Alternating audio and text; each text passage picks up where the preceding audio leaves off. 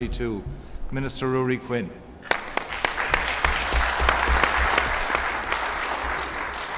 Thank you very much, Chairperson. Delegates, comrades, I have great pleasure and delight in being able to speak at this platform, not as the spokesperson for education, but actually as Minister. In the last 13 months, we've embarked on a programme of reform that, quite frankly, if I may sound slightly triumphant, has not been seen for quite some time. And let me go through it with you very quickly. Young people go to school to learn to read so that they can read to learn. It's a truism, it's self-evident, I've said it before on this platform. But we have been failing far too many people in the past. And that's why I launched the National Strategy on Literacy and Numeracy last July.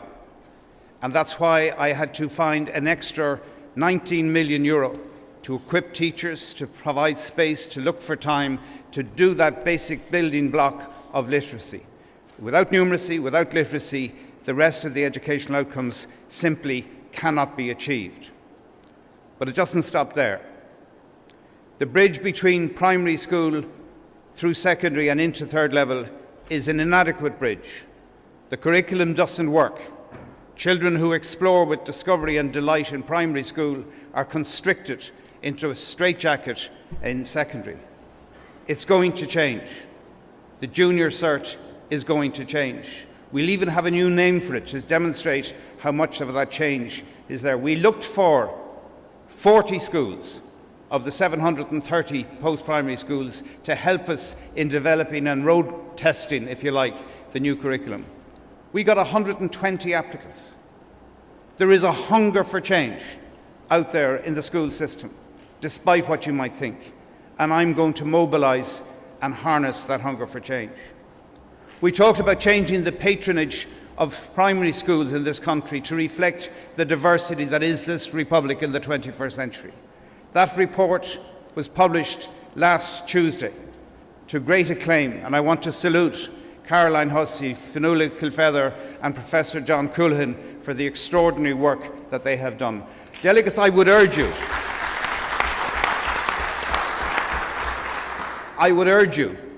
to read that report, those of you who have a particular interest in it. There are some people who are fearful of change, who accuse us of having, to use the phrase that one Bertie Ahern used about us, an aggressive secularism.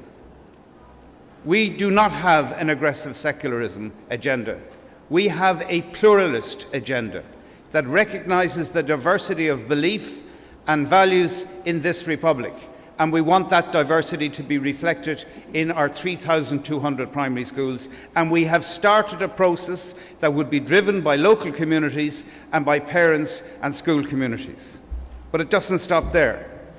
Educate Together is now officially recognised as a patron for second-level schools.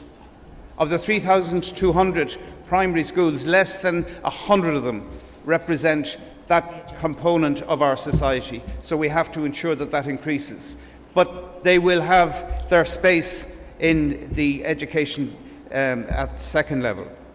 Homophobic bullying is a serious problem in our society and in our schools.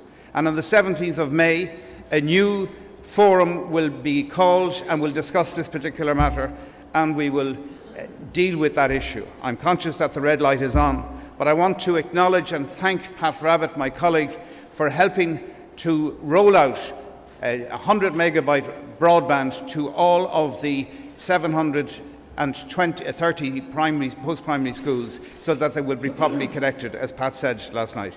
And there are other things that we were doing. So over the next number of years, Labour will, with your support, frankly, transform the education system in this country. Thank you very much indeed, and I formally move